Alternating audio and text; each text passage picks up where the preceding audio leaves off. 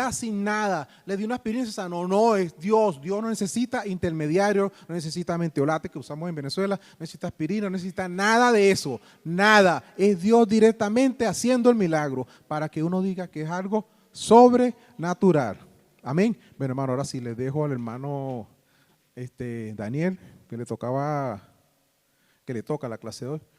Bienvenido, hermano.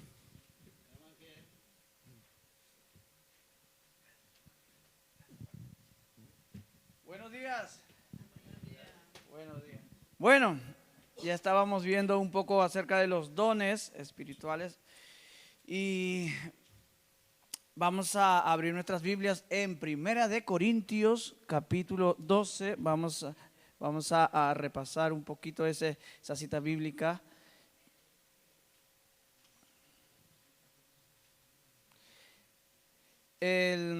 Os comento que la grabación de la clase anterior ya lo tenemos en YouTube, ¿vale? Así que ahí, pues, si quieren revisar o quieren escuchar, pues lo pueden hacer sin ningún problema. Espero que tengan en sus móviles el material que es el PDF del curso fundamental, primeramente perfectamente unidos. Amén. Y ahora estamos. Andrés, ¿podrías poner la diapositiva por allí, please? A ver, denme un segundito. Ok. Vale, dice, desde el versículo 1, a ver. No quiero, hermanos, que ignoréis acerca de los dones espirituales.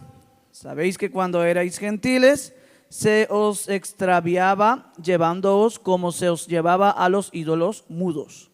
Por tanto, os hago saber que nadie que hable por el Espíritu de Dios llama anatema a Jesús. Y nadie que puede llamar a Jesús Señor, sino por el Espíritu Santo. Y nadie puede llamar a Jesús Señor, sino por el Espíritu Santo. Ahora bien, hay diversidad de dones, pero el Espíritu es el mismo. Y hay diversidad de ministerios, pero el Señor es el mismo. Y hay diversidad de operaciones, pero Dios que hace todas las cosas en todos es el mismo. Pero a cada uno le es dada la manifestación del Espíritu para provecho. Porque a este es dada por el Espíritu palabra de sabiduría, a otro palabra de ciencia según el mismo Espíritu, a otro fe por el mismo Espíritu y a otro dones de sanidades por el mismo Espíritu, a otro el hacer milagros, a otro profecía, a otro discernimiento de espíritus, a otro diversos géneros de lengua y a otro interpretación de lengua. Pero todas estas cosas las hace uno, el Espíritu, repartiendo a cada uno en particular como Él quiere. Muy bien. Denme un segundito que estoy aquí buscando la página 100. Me acuerdo de esto porque ha sido nuestro trabajo grupal en el IBITPE. Desde la página 188, los que tienen ahí en el PDF, si lo tienen ahí, pueden ir a la página 188. Estamos hablando acerca de las manifestaciones del Espíritu Santo. Ok, vamos a ello. Hermano Pedro, ¿hasta qué tema nos habíamos quedado? Este es el tema que nos quedamos. Ahora, este es el que vamos a tocar ahora. Este es el que no. El lograr milagros. Ok, perfecto, muchas gracias. Muy bien, pues sí. Hemos visto el fruto del Espíritu y ahora estamos en la parte de los dones del Espíritu, donde la iglesia, bueno, en este material, en el curso fundamental, explica o agrupa los dones. No está en el mismo orden que hemos leído en 1 Corintios, que acabamos de leer. pero lo ordena de otra manera. Ahora lo han ordenado de otra manera. Por ejemplo, los dones de revelación. Tenemos ahí en la categoría dones de revelación, tenemos la palabra de ciencia, la palabra de sabiduría, el discernimiento de espíritu. Luego, los dones de poder. Oh, ¿cuántos quieren poder? Amén. Los dones de poder, ¿qué tenemos allí? Pues los dones de sanidades, el obrar milagros y la fe. Y justo estaba leyendo yo acerca como ya han leído, ahora mismo tenemos que ver el de milagros o el siguiente, el de la fe, el de milagros, ¿verdad? Pues vamos a ver el de milagros. Estábamos viendo que estos dones de poder, en estos dones de poder no opera la mano humana, la mano del hombre, sino que es Dios actuando de manera sobrenatural, de manera directa. Y el obrar milagros, distinto a los significados asociados por lo general con los milagros, ¿qué entendemos nosotros cuando escuchamos la palabra milagros? Como el milagro del nuevo nacimiento, por ejemplo, o el milagro de la puesta del sol, o el milagro de la conversión y otros. El obrar milagros significa una intervención sobrenatural del transcurso natural de sucesos. El obrar milagros significa una intervención sobrenatural del transcurso natural de los sucesos. Es algo que solo Dios puede hacer. Un milagro suele ser, tenemos por ejemplo yo he escuchado testimonios en los cuales en estos avivamientos que se suelen estudiar hoy en día, por ejemplo el de la calle Azusa y entre otros, habían los milagros creativos, personas que les faltaban brazos y cuando oraban empezaban a crecerle los brazos o empezaba a crecerle el miembro que faltaba, un milagro creativo, algo que no es natural que le crezca a uno un brazo amputado, pero Dios sí lo puede hacer. Es un milagro que solo se le puede atribuir a Dios. No, el hombre no podría hacerlo, pero Dios sí lo puede hacer. Y hay milagros, ese tipo de cosas son los milagros del que se refiere, el obrar milagros. Esto es voy a repetir, dice, el obrar milagros significa una intervención sobrenatural del transcurso natural de los sucesos. Esto es una suspensión o interrupción temporal en la operación de las leyes de la naturaleza, o sea, la obra del poder divino. Puesto que los milagros no siguen las leyes de la naturaleza, no se los puede explicar lógicamente, más allá de afirmar que se trata de actos soberanos de Dios.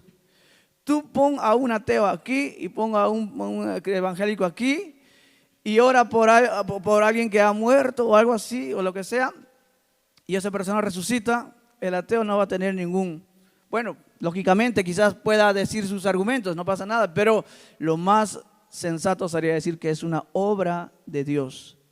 Cuando ocurren milagros solamente no se puede explicar de manera natural ni de manera lógica. Simplemente se le debe atribuir que ha sido Dios quien ha hecho eso. Por ejemplo, tenemos ahí nosotros algunos ejemplos. Por ejemplo, la división del Mar Rojo para permitir que Israel escapara de Faraón. Eso lo encontramos en Éxodo capítulo 14, versículo 22. Un ejemplo también, la conversión del agua en vino, lo encontramos en Juan capítulo 2, versículo del 1 al 11. Son milagros que solo se pueden explicar o atribuir a Dios. El obrar milagros se manifiesta por diversas razones a lo largo de la Biblia. Vemos se manifiesta para liberar milagrosamente al pueblo de Dios, como observamos anteriormente en Éxodo, cuando se abrieron las aguas para que el pueblo pasase. Número 2, para hacer provisión a favor de los necesitados. Eso lo podemos ver en Marcos 6, 41. Para imponer el castigo divino y la disciplina, para confirmar el evangelio y para manifestar el poder y la majestad de Dios. Esto, tengo que aquí darle la razón a una frase que yo escuchaba, por ejemplo, cuando hablamos acerca del evangelismo y queremos nosotros impactar a la sociedad y queremos traer a nuestros amigos, nuestros vecinos. A veces nosotros en nuestra buena intención, y no está mal, voy a decir que no está mal, solo que es nuestra buena intención, pues vamos, ¿no? Y hacemos nuestros planes y hacemos nuestros pasos, y eso está bien, fenomenal. Solo que ese es el aspecto natural. Pero a eso, si le añadimos un aspecto sobrenatural, donde Dios se mueva poderosamente, el objetivo de estos dones es, uno de esos objetivos es manifestar el poder de Dios. Y yo creo que eso es lo que beneficiaría mucho a nuestra iglesia, beneficiaría mucho a nuestro predicar el evangelio. Manifestar con el poder de Dios, con testimonios. Yo he sido sanado de cáncer, yo he sido sanado de esto, Dios es poderoso. Yo creo que eso estaría bien, y es algo que nuestro hermano Juan alguna vez lo he escuchado decir y tengo que darle la razón, porque sí, es cierto, hay que buscar. Eso es como decía también nuestro hermano Ricardo Radier, cuando nosotros estamos en comunión con el Señor, eso es una señal, eso es una consecuencia que nos seguirá. Muy bien, eso es respecto a los milagros. Ahora, respecto a la fe es el último de los dones de poder. Estamos hablando de los dones de poder. Es el más importante. Aunque la fe es necesaria para la salvación, el don de fe es distinto por ser sobrenatural. Una cosa es la fe que tú tienes para salvación cuando tú aceptaste a Cristo en tu corazón y Dios te salvó. Y ahora, pero estamos hablando de la fe como don espiritual. El don de fe es distinto por ser sobrenatural y milagroso y por seguir a la salvación. Además, difiere de la fe como fruto del Espíritu. Nosotros vamos a encontrar la fe en muchos ámbitos, en la salvación, en el fruto del Espíritu, vemos también la fe, pero ahora no estamos hablando de esto, estamos hablando de la fe como don espiritual, estamos hablando de algo sobrenatural. Ahora bien, difiere de la fe como fruto del Espíritu, que, ¿dónde están los frutos del Espíritu? Un paréntesis, ¿alguien sabe? Gálatas 5:22, sí. No se olviden, ¿vale? Gálatas 5:22, ahí vemos los frutos del Espíritu. Bueno, ya hemos hablado. La fe como don del Espíritu es precursora del poder, mientras que la fe como fruto del Espíritu es testimonio de carácter. ¿Veis ahí la diferencia? La fe como don del Espíritu es precursora, le antecede al poder, o sea, precursora del poder. Mientras que la fe como fruto del Espíritu es testimonio de carácter. Por definición, el don de fe es una dotación totalmente sobrenatural del Espíritu, por la cual termina produciéndose lo que es manifestado o deseado por el hombre o hablado por Dios. No es un logro del esfuerzo o la voluntad del hombre, sino una aguda manifestación de seguridad milagrosa que obra independientemente de las evidencias circunstanciales, con el fin de abrir el proceso por medio de la cual se realiza el cumplimiento de una promesa divina. Eso es el don de fe. Por ejemplo, la fe que capacitó a Isaac para bendecir a Jacob inició el proceso de especial favor de Dios que la historia posterior recogería en Génesis 27:27 y en Hebreos 11:20. Como sucede con las otras capacitaciones divinas, las Escrituras ilustran diferentes usos del don de fe. Número 1, para dirigir una bendición sobrenatural, como observamos con Isaac, para observar para obtener protección personal en circunstancias peligrosas, para dar provisión en unas situaciones imposibles, para recibir unas promesas imposibles, algo que por tu propio esfuerzo humano no lo podrías conseguir, pero a través de este don de fe podrías recibir esas promesas imposibles, para administrar corrección espiritual, para obtener una victoria sobrenatural y para echar fuera demonios. Tenemos también la siguiente categoría, que son los dones de inspiración. Dones de inspiración son dones vocales. El grupo final de los dones sobrenaturales, hay 3 grupos, en cada grupo hay 3 dones. ¿Cuál era el primer grupo?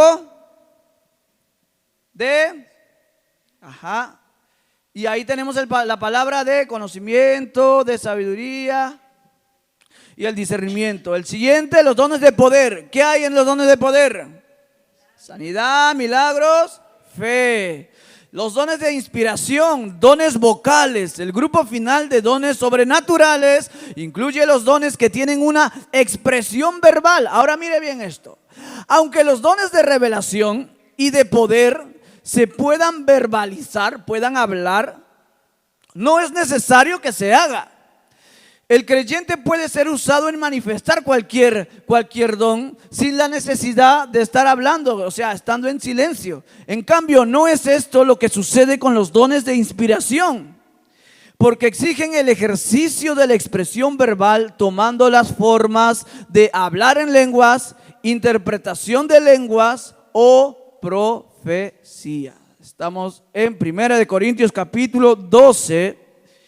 Y ahora estamos viendo, por ejemplo, diversos géneros de lengua.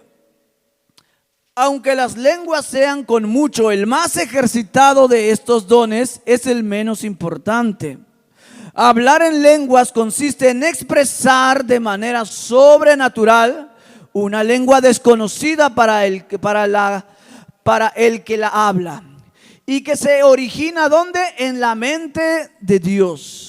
Funciona con independencia de la capacidad lingüística y del intelecto humano, y es inspirada por el Espíritu. Puesto que ya hemos hablado de las manifestaciones espirituales, no vamos a añadir nada más respecto a esto, porque ya hemos visto el tema del bautismo del Espíritu Santo en clases anteriores. Puesto que ya se habló de esto,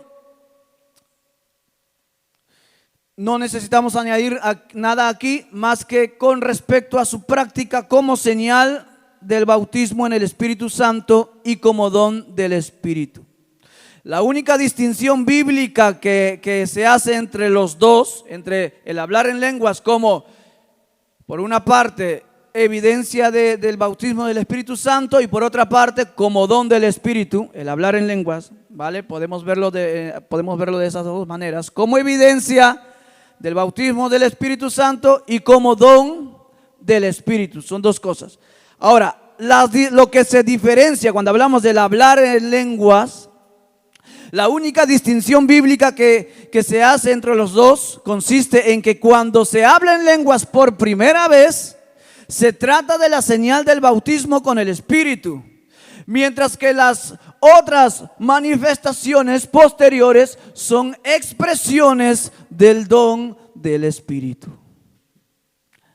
La interpretación de lenguas, la siguiente.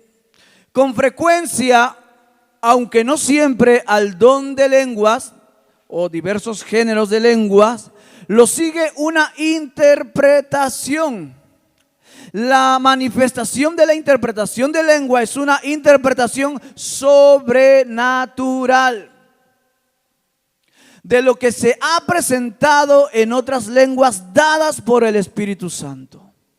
De aquí que su propósito es hacer inteligible el don de lenguas hablado entre los creyentes con el fin de edificar. Y aquí hay una cita bíblica que es bastante interesante, que está 2 capítulos más adelante. Estoy hablando de 1 Corintios capítulo 14.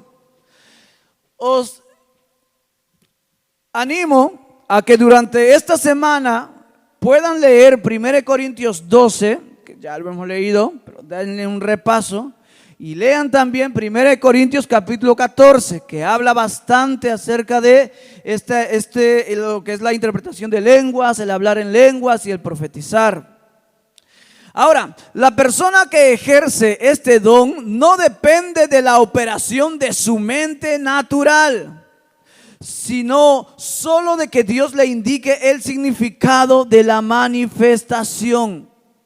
Estamos hablando de la interpretación de lenguas. Alguien habla en una lengua desconocida, nadie lo entiende, pero luego el Señor levanta a alguien, a un siervo, a una sierva, para que dé la interpretación de lo que se está hablando.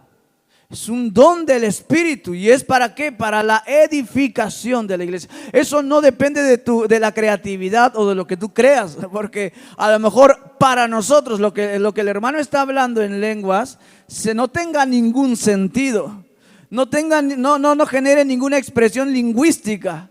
Pero por medio del Espíritu Él está hablando misterios, está hablando, trayendo algo. Pero claro, nadie le entiende. Pero Dios levanta a alguien que pueda interpretar esa lengua y pueda traer el mensaje en un lenguaje que todo el mundo pueda entender. La persona que ejerce este don no depende de la operación de su mente natural, sino solo de que Dios le indique el significado de la manifestación. Aunque las lenguas y la interpretación están enlazadas como una sola en la mente del Espíritu, es el mismo Espíritu quien da las lenguas y es el mismo Espíritu quien da la interpretación de esas lenguas, aunque son dos personas diferentes. Entonces, ambas expresiones aparecen separadas, independientes en la mente humana, aunque las lenguas y la interpretación de lenguas están pensadas en la mente del Espíritu. Pero se manifiestan en diferentes personas. Ahora bien, de aquí que el milagro de las lenguas y la interpretación de lenguas sean posibles. En 1 Corintios, lo que decía hace un momento, capítulo 14, hay varias pautas para el ejercicio de este don. Voy a mencionarlas. Número 1, a los que hablan en lenguas se le indica, Pablo, que oren para pedir el don, que sean interpretadas. Eso está en el versículo 13. Dice, por lo cual, 1 Corintios 14, dice, versículo 13, por lo cual el que habla en lenguas extrañas, pida en oración poder interpretarla. Número 2, cada mensaje del Espíritu Santo solo debe recibir una interpretación. Vemos nosotros eso lo habla Pablo en el capítulo 14 de 1 Corintios, en el versículo 27 dice, si habla alguno en lengua extraña, sea esto por 2 o a lo más 3, y por turno, y uno interprete.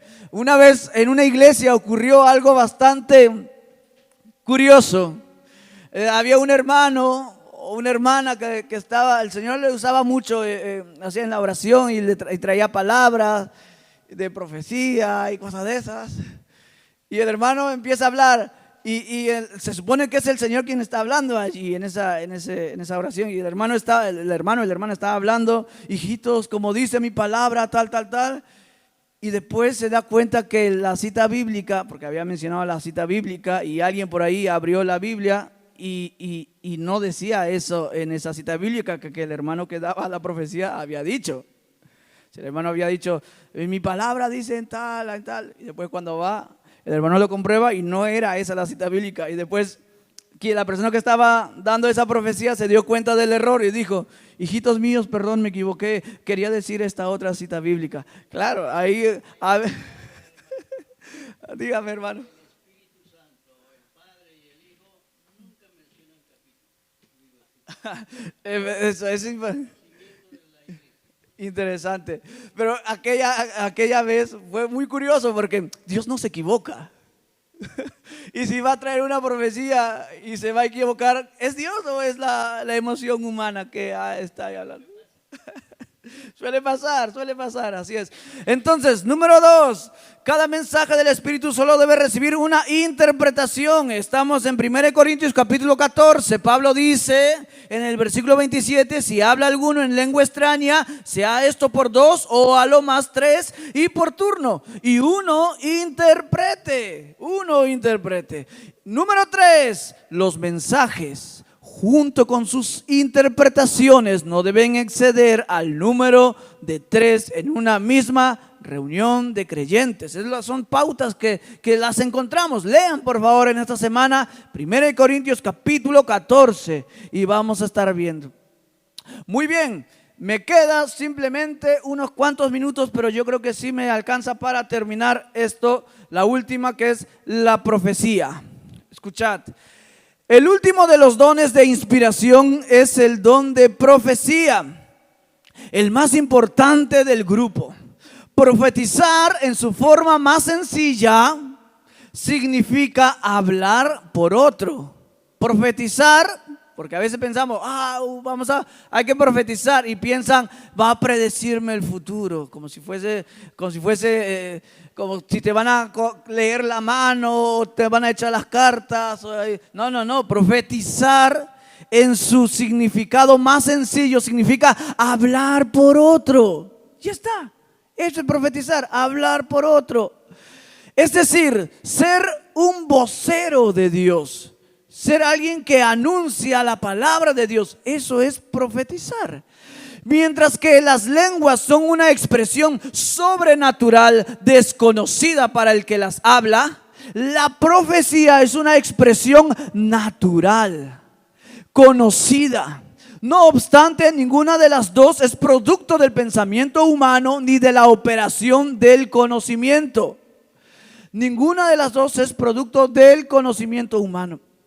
Ahora, como ya observamos, la profecía en su sentido más puro consiste en expresar algo que viene directamente de la mente de Dios, aunque es frecuente que se use en conjunto con otros dones más importantes.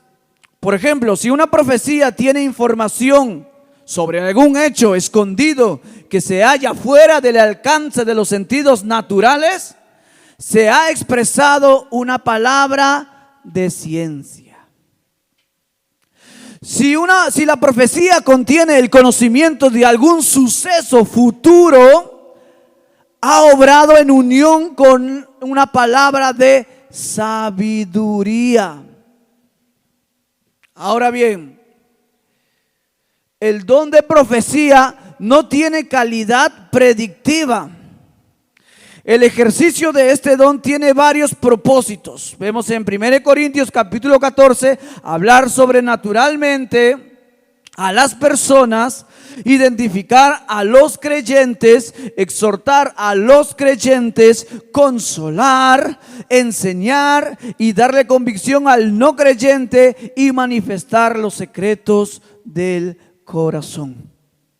Como acabamos de sugerir acerca del don de profecía, estos 9 dones del Espíritu no siempre trabajan de manera exclusiva, sino que es frecuente que se crucen y se integren según como se necesite. Volveré a repetir. Estos 9 dones del Espíritu no siempre trabajan de manera exclusiva, sino que es frecuente que se crucen y se integren según se necesite. Ha ilustrado esta tendencia a depender unos a otros con la analogía de los 2 hombres, el ciego y el cojo. Eso lo hemos escuchado mucho en las clases de IBITPE. Había un hombre ciego y un hombre cojo que fueron invitados a un matrimonio. Y no sabían cómo llegar al lugar. Entonces, ¿qué hicieron? Hablaron entre ellos. El ciego cargó al cojo